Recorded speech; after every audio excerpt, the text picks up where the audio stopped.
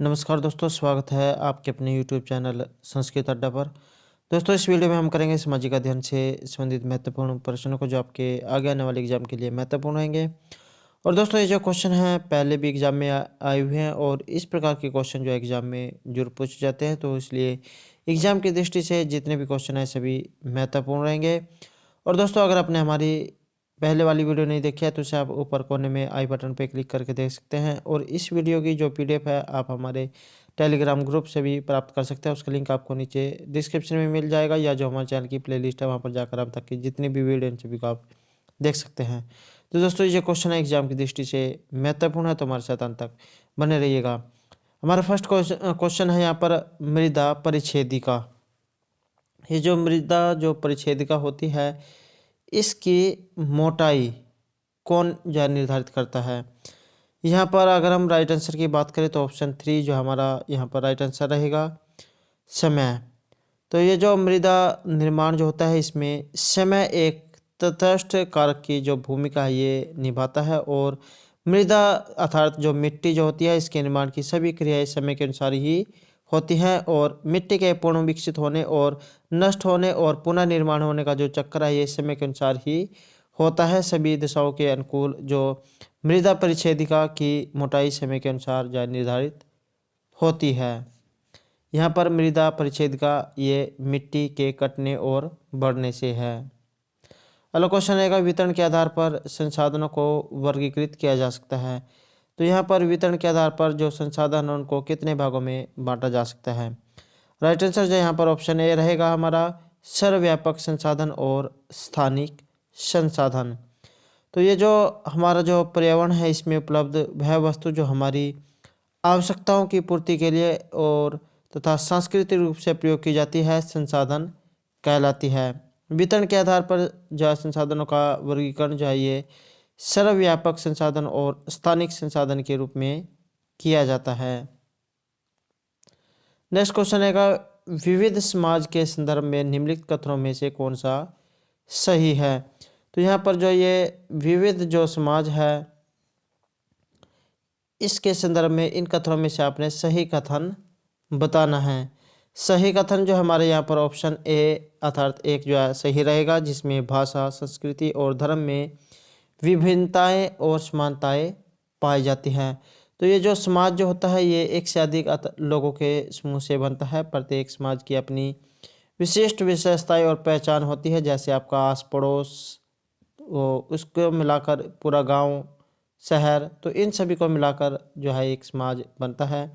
तो ये जो समाज है इसके कई प्रकार होते हैं, जैसे कृषि, औद्योगिक, जनजातीय, विविध समाज। तो इस प्रकार से इसके अनेक रूप होते हैं। और विविध समाज में भाषा, संस्कृति और धर्म में विभिन्नताएं देखने को मिलती हैं। भारतीय जो विविध समाज है इसका प्रतिनिधित्व करता है।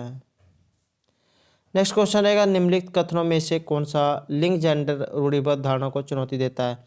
दोस्तों, ये जो लिंग जेंडर रूढ़िबद्धता का जो क्वेश्चन है, ये प्रत्येक एग्जाम में पूछा जाता है। 99% जो है रूढ़िबद्धता अर्थात लिंग समता से क्वेश्चन एक जो है जरूर एग्जाम में पूछा जाता है, इसलिए एग्जाम की दृष्टि से जो है क्वेश्चन महत्वपूर्ण रहेगा। तो यहाँ पर अगर हम राइट आंसर की बात करें तो ऑप्शन 4 जो हमारा यहाँ पर राइट आंसर रहेगा, महिलाएं जिम्मेवार वाहन चालक होती है। तो ये रूढ़िबद्धता की चुनौती का एक उदाहरण है, अर्थात लिंग जेंडर का। तो जो प्राचीन काल जो है अर्थात पुराना समय जो होता है, यहाँ से मानव समाज जो है अधिकांशतः ये पितृसत्तात्मक रहा है। यह जो परंपरा है ये आज तक चली आ रही है और इस समय भी ये चल रही है। लैंगिक जो असमानता है इसका समर्थन करने वाली जो रूढ़िवादी लोग हैं, उनके अनुसार महिलाएं पालन पोषण करने वाली अर्थात बच्चों की देखरेख करने वाली, भावुकता से पूर्ण, फैशन परस्त इत्यादि होती हैं। जबकि वर्तमान में जो महिलाएं हैं ये घर से निकलकर जिम्मेदार, और आजकल की जो महिलाएं हैं बस ड्राइवर और अंतरिक्ष तक पहुंच गई हैं। परिणाम स्वरूप जो ये जो लिंग जेंडर संबंधी रूढ़िबद्धता धारणा है इसको चुनौती मिल रही है। नेक्स्ट क्वेश्चन है, नारी मत अधिकार जो आंदोलनकारी है, इनको निम्नलिखित में से कौन सी इनकी एक मुख्य मांग है? यहाँ पर जो हमारा राइट आंसर है ये ऑप्शन 2 रहेगा, महिलाओं के लिए मत अधिकार का। ये जो नारी मत अधिकार है ये आंदोलनकारियों की जो मुख्य मांग है, इसके महिलाओं के लिए इसका जो राइट आंसर है ये मताधिकार है। और न्यूजीलैंड जो है विश्व का ऐसा पहला देश है जिसने 1893 तो 1893 ईस्वी में महिलाओं को मताधिकार प्रदान किया था। भारत में महिलाओं को जो वोटिंग का जो अधिकार है ये 1926 में मिला था। तो इंग्लैंड को 1893 में और जो भारत है इसको 1926 में जो है ये जो महिलाएं जो है इनको वोट डालने का अधिकार मिला था। नेक्स्ट क्वेश्चन रहेगा, जातक कथाओं के विषय में निम्नलिखित में से कौन सा कथन सही है। तो ये जो जातक कथा है इनके बारे में इनमें से कौन सा आंसर जो है सही रहेगा। सही आंसर की अगर हम बात करें तो यहाँ पर ऑप्शन 2 जो हमारा सही रहेगा। इसकी रचना सामान्य लोगों के द्वारा की गई थी जिन्हें बौद्ध भिक्षुओं द्वारा लिखा गया और उनका संकलन किया गया। ये जो जातक जो कथाएं जो हैं रचना ये सामान्य लोगों के द्वारा इनकी रचना की गई थी जिन्हें बौद्ध भिक्षुओं के द्वारा लिखा गया और उनका संकलन किया गया। जातक कथाएं जो है ये बुद्ध के पूर्व जन्मों का कथा वृत्तांत है जिसमें प्राचीन भारतीय समाज की जो प्रवृत्तियां जो होती है उनको दिखाया गया है। और जातक कथाएं ईस्वी पूर्व 5वीं सदी से 2री सदी तक की जो सामाजिक और आर्थिक स्थिति है इस पर प्रकाश डालती हैं। नेक्स्ट क्वेश्चन रहेगा हमारा आईने अकबरी। ये जो आईने अकबरी है इसके विषय में इन कथनों में से कौन सा सही है। तो ये आपने सही आंसर बताना है। और दोस्तों आपने क्वेश्चन को 1-2 बार ध्यान से जरूर पढ़ना है क्योंकि उसमें हाँ या ना में क्या पूछा गया है ये आपको आसानी से पता लग जाता है। कई बार जो है क्वेश्चन में से ये आंसर का हमें पता लग जाता है।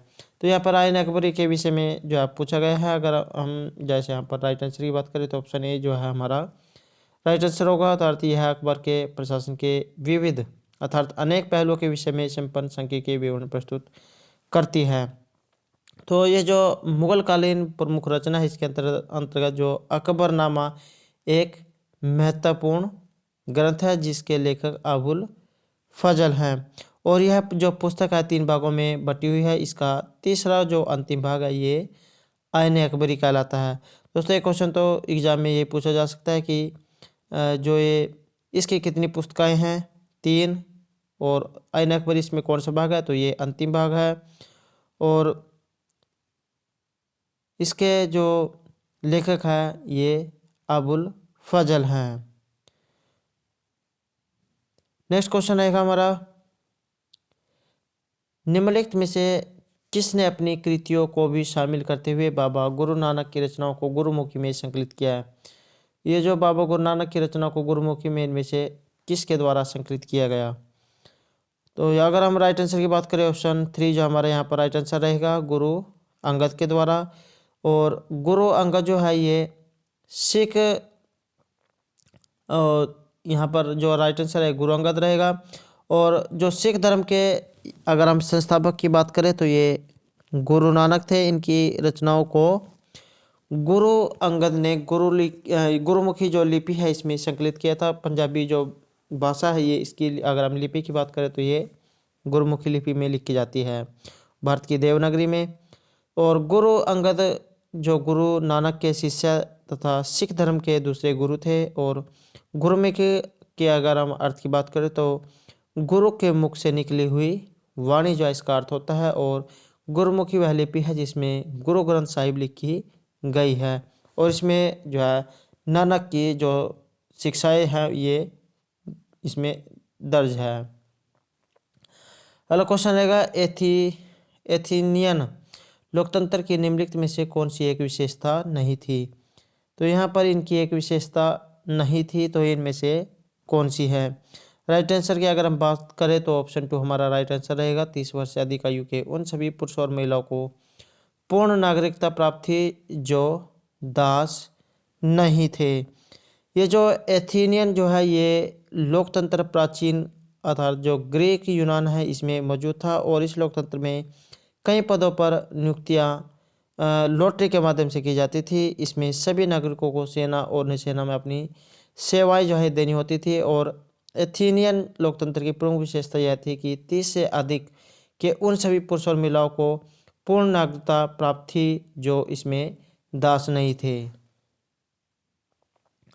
अगला क्वेश्चन है समुद्रगुप्त। समुद्रगुप्त की निम्नलिखित में से कौन सी ऐसी नीति थी जो विशिष्ट रूप से दक्षिणापथ शासकों के लिए ही थी।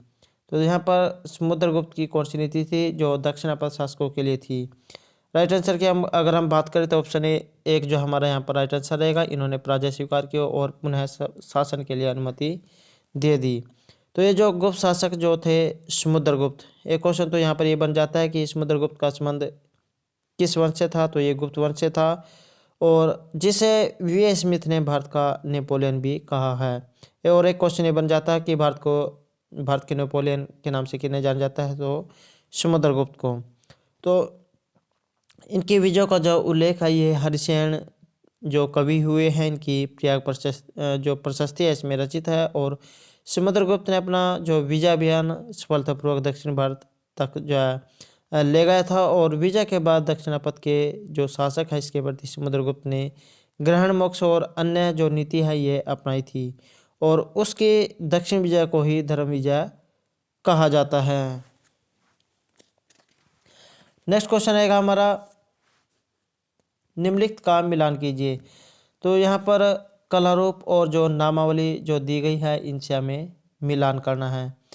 अगर हम यहाँ पर राइट आंसर की बात करें तो ऑप्शन 2 जो हमारा यहाँ पर राइट आंसर रहेगा 4 1 2 3। तो यहाँ पर अगर हम आंसर की बात करें तो कला की वह तकनीक जो असली जैसी तस्वीर को बनाने में सहायक थी तो उसे जो हम तैल चित्रकला कहते थे। और चित्रकारी जिसमें भारतीय भूदृश्यों को अनूठा या अनछुआ दिखाया जाता था तो उसे हम नयन अभिराम कहते थे। नेक्स्ट है भारत में यूरोपियों की जो ऐश्वर्यपूर्ण जीवन शैली या धन संपदा और रोग दर्शाती चित्रकला। तो इसका जो संबंध है ये रूप चित्रण से रहेगा। और नेक्स्ट है ब्रिटिश साम्राज्यवादी इतिहास और विजय दृश्यों को चित्रित करने वाली चित्रकला। तो ये थी इतिहास चित्रकला। तो इस प्रकार से जो हमारा यहाँ पर राइट आंसर है ये ऑप्शन 2 रहेगा। अगला क्वेश्चन है 18वीं शताब्दी के अंतिम चरण में बम्बई मद्रास और बंगाल प्रेसिडेंसियों का विकास ईस्ट इंडिया कंपनी के किन व्यापारिक केंद्रों से हुआ था। राइट आंसर जो है यहाँ पर हमारा ऑप्शन 2 रहेगा सूरत मद्रास और कलकत्ता। तो ये जो 1599 ईस्वी जो है इसमें इंग्लैंड में एलिजाबेथ प्रथम के काल में जो ईस्ट इंडिया कंपनी थी इसकी स्थापना हुई थी। और अंग्रेजों ने जहांगीर के काल में सर्वप्रथम सूरत में अपनी पहली फैक्ट्री स्थापित की थी। एक क्वेश्चन तो दोस्तों यहाँ पर ये बन जाता है कि सबसे पहली फैक्ट्री कहाँ पर स्थापित हुई थी। तो सूरत में। और 18वीं शताब्दी के अंतिम चरण में जो है बम्बई मद्रास और जो बंगाल जो प्रेसिडेंसी थी इनका विकास ईस्ट इंडिया कंपनी के सूरत मद्रास कलकत्ता और व्यापारिक केंद्रों में हुआ था। नेक्स्ट क्वेश्चन रहेगा हमारा ए और बी कथनों पर बौद्ध महायान के संदर्भ में विचार कीजिए और सही उत्तर का चयन कीजिए।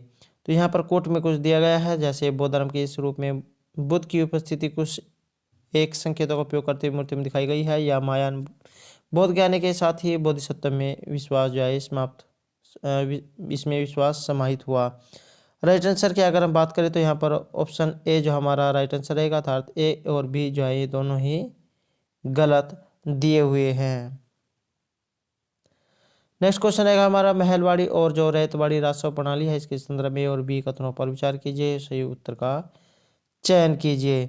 सही उत्तर की अगर हम बात करें तो यहाँ पर हमारा जो ऑप्शन 4 जो हम राइट आंसर रहेगा अर्थात ए और बी दोनों दो राजस्व व्यवस्थाओं के बीच अंतर को सही स्पष्ट करते हैं। तो इस प्रकार से जो हमारा राइट आंसर है ये ऑप्शन 4 रहेगा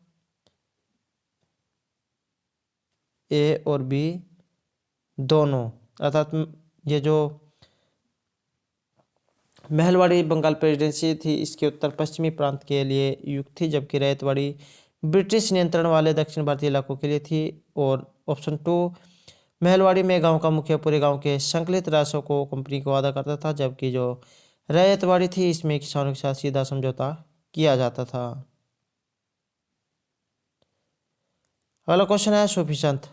सूफी संत के मकबरे को इनमें से क्या कहा जाता है? राइट आंसर की अगर हम बात करें तो सूफी जो संत होते हैं उसे हम दरगाह कहते हैं। तो सूफी संत का जो मकबरे है उसे दरगाह कहा जाता है। और स्थानीय जो मुस्लिम तीर्थ यात्रा उसके उद्देश्य से किसी दरगाह की यात्रा करते हैं जब इस यात्रा को तभी जो है इस यात्रा को जियारत कहते हैं। भारत में सबसे प्रसिद्ध दरगाह की अगर हम बात करें तो ख्वाजा मोइनुद्दीन चिश्ती की दरगाह अजमेर में है और ये अजमेर राजस्थान में है। नेक्स्ट क्वेश्चन है, विशिष्ट अद्वैत का सिद्धांत 11वीं शताब्दी में प्रस्तावित किया गया। तो यहाँ पर अगर हम सी आंसर देखें तो ऑप्शन 2 हमारा सी आंसर रहेगा, रामानुज के द्वारा। तो ये जो रामानुज जो है इन्होंने 11वीं शताब्दी में जो विशिष्ट अद्वैत है एक सिद्धांत प्रतिपादित किया था जिसके अनुसार ईश्वरीय, जगत और जीव तीनों ही सत्य है। इन्होंने ज्ञान मार्ग की अपेक्षा ईश्वरीय कृपा की मोक्ष के लिए अधिक आवश्यक माना है और उन्होंने भक्ति मार्ग पर बल दिया था। नेक्स्ट क्वेश्चन रहेगा, भारत में 1772 में ईस्वी में स्थापित की गई दीवानी अदालत के संबंध में कौन सा कथन यहाँ पर जो है सही रहेंगे? तो यहाँ पर कोट दिया गया है, इसमें विचार करना है। ए और बी कथनों पर विचार कीजिए, सही उत्तर का चयन कीजिए। यह एक फौजदारी अदालत थी, यह एक यूरोपियन जिलाधीशों की अध्यक्षता में चलती थी। राइट आंसर की अगर हम यहाँ पर बात करें तो ऑप्शन 3 जो हमारा राइट आंसर रहेगा, अर्थात ए जो है यहाँ पर गलत है जबकि बी ए गलत है, बी हमारा यहाँ पर सही है। यह यूरोपियन जिलाधीशों की अध्यक्षता में चलती थी। 1772 ईस्वी में स्थापित की गई दीवानी अदालत यह यूरोपियन जो जिलाधीश थे इनकी अध्यक्षता में चलती थी। अगला क्वेश्चन है, गैरिसन नगर से अभिप्राय। तो ये जो गैरिसन है इसका जो संबंध अगर हम देखें तो यहाँ पर राइट आंसर ऑप्शन 3 रहेगा, किलेबंद छावनी जहाँ सैनिक होते थे उसे गैरिसन नगर कहते थे। अगला क्वेश्चन है, अभिकथन। जब लंदन में अपराह्न के 2 बजे हो तो भारत में 7:30 अपराह्न का समय होगा। तो यहाँ पर इसका कारण दिया गया है कि भारत ग्रीनिच के 82°30 पूर्व में स्थित है। तो यहाँ पर कोट है, ए और दोनों सही है, तो यहाँ पर कोट में आपने बताना है। तो यहाँ अगर राइट आंसर की बात करें तो ऑप्शन 4 जो है यहाँ पर राइट आंसर रहेगा, ए और आर दोनों सही है। अभिकथन यही है कि जब लंदन में 2 बजे हैं तो भारत में 7:30 बजे हैं कि भारत। तो इसका अगर हम कारण की देखें तो भारत ग्रीनिच में पूर्व में 82°30 पूर्व में स्थित है और तो इस प्रकार से जो ए और आर जो हमारे दोनों सही हैं। अगला क्वेश्चन है, समय क्षेत्र में दिए गए ABC कथनों पर विचार कीजिए और सही उत्तर का चयन कीजिए। तो जैसे ऑप्शन ए है, अगर क्या यहाँ पर भी जो कोड दिया गया है अगर हम ए देखो तो कुछ देशों का देशांतरी विस्तार अधिक होता है जिसके कारण वहाँ एक से अधिक मानक समय अपनाए गए हैं। और बी को देखें तो पृथ्वी को एक घंटा वाले 24 समय क्षेत्रों में बांटा गया है। प्रत्येक क्षेत्र 15 डिग्री देशांतर तक के क्षेत्र को घेरता है। तो यहाँ पर अगर हम कोड की बात करें तो इसमें जो हमारा राइट आंसर है ऑप्शन ए रहेगा, ABC जो अर्थार्थी हैं जो तीनों जो हमारे यहाँ पर राइट आंसर रहेंगे कि कुछ देशों का देशांतरी विस्तार अधिक होता है और पृथ्वी एक घंटे वाले 24 समय क्षेत्र में बांटी गई है, 24 घंटे माने गए हैं और 15 डिग्री देशांतर तक के क्षेत्र को ये घेरती है, 1 डिग्री में 15 देशांतर। नेक्स्ट क्वेश्चन है, पृथ्वी की सतह से शुरू किए गए वायुमंडल की जो परत है इनके सही क्रम का चयन कीजिए। तो हमारा जो वायुमंडल है इसमें अलग अलग तरह के मंडल हैं, तो इसमें आपने जो है इन सभी को क्रम अनुसार देखना है। तो यहाँ पर अगर हम राइट आंसर की बात करें तो ऑप्शन 3 हमारा राइट रहेगा। सबसे जो निचला है जिसमें बरसात आंधी तूफान आते हैं तो ये एक क्षोभ मंडल में होता है। समताप मंडल में हवाई जहाज चलते हैं। उसके बाद मध्य और उस बाह्य और बहिर्मंडल।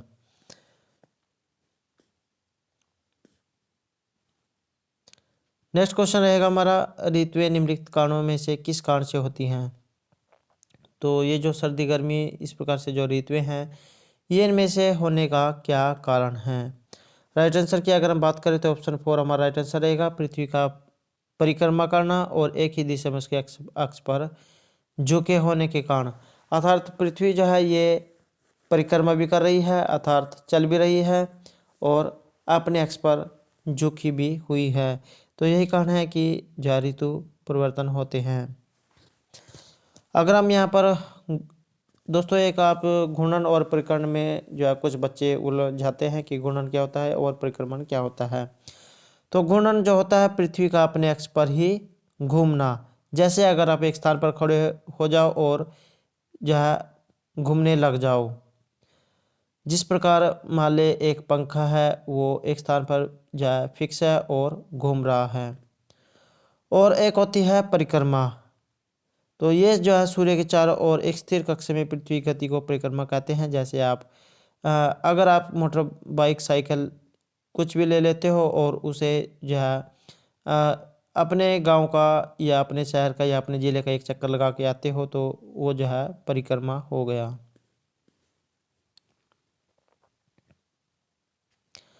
नेक्स्ट क्वेश्चन है, प्रतिशत के अनुसार पृथ्वी के वायुमंडल में कौन सा प्रमुख संगठन है?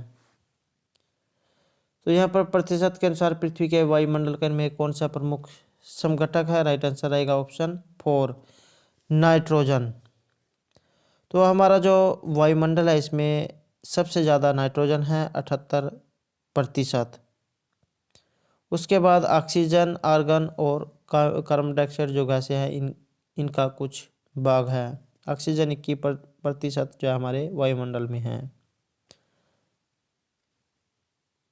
नेक्स्ट क्वेश्चन है, महासागरीय धाराओं के विषय में इनमें से कौन सा कथन सही है? तो ये भी जो है कोर्ट का क्वेश्चन है। अब जो है ये जो सीटेट का जो एग्ज़ाम है इसमें बहुत ज़्यादा जो कोर्ट के जो क्वेश्चन है ये दिए जाने लगे हैं। तो यहाँ पर अगर हम जो राइट आंसर की बात करें तो ऑप्शन 3 हमारा राइट रहेगा, अर्थात ए और सी।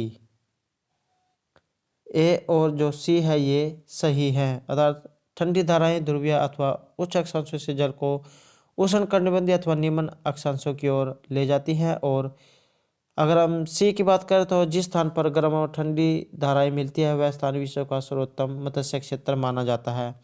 तो मछली पकड़ने के लिए जो है ये स्थान सबसे जो है अच्छा माना जाता है। नेक्स्ट क्वेश्चन रहेगा, हिमनद के निक्षेपण को कहा जाता है? तो ये जो हिमनद जो होती है इसके जो निक्षेपण है इसे क्या कहा जाएगा? राइट आंसर ऑप्शन 3 रहेगा, उसे हिमोड़ कहा जाता है। तो ये जो पृथ्वी की परत है इसके रूप में प्रवाहित या पर्वतीय ढालों से घाटियों में जो रैखिक प्रवाह है इसके रूप में बहते हिम को हिमनद कहा जाता है। और हिमनद के विक्षेपण को ही हिमोड़ कहा जाता है। हिमोड़ या ये ग्लॉसमी जो मिट्टी होती है इसके जमाव की एक लंबी कटके हैं। नेक्स्ट क्वेश्चन है, कथन और ए बी, यहाँ पर भी जो आपने इसमें कोट बताना है। तो यहाँ पर अगर हम राइट आंसर की बात करें तो ऑप्शन 4 जो हमारा राइट रहेगा।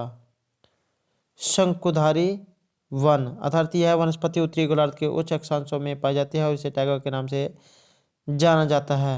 तो इन्हें शंकुधारी वन कहा जाता है।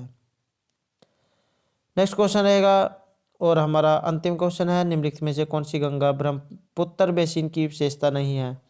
तो ये जो गंगा ब्रह्मपुत्र बेसिन की एक विशेषता इनमें से कौन सी नहीं है? राइट आंसर ऑप्शन 1 जो हमारा रहेगा, भूमि कृषि के लिए इस क्षेत्र में कर्तनों दहन कृषि की जाती है। तो ये जो गंगा ब्रह्मपुत्र बेसिन के जो निकट है जलोढ़ मृदा इसका निर्माण होता है, जिसमें मुख्य रूप से चावल गेहूँ की जो है खेती की जाती है। और अगर हम ये जो ब्रह्मपुत्र बेसिन है इसकी विशेषता की बात करें तो इस मैदानी क्षेत्र में जनसंख्या का घनत्व ज़्यादा होता है। और मैदानी क्षेत्र में ओस्क बोलेख अर्थात चाप झील ये होती है। यहाँ का डेल्टाई जो क्षेत्र है ये मैनग्रोव वनों से ढका होता है। और सुंदरवन जो है इसमें मैनग्रोव वन की अधिकता रहती है।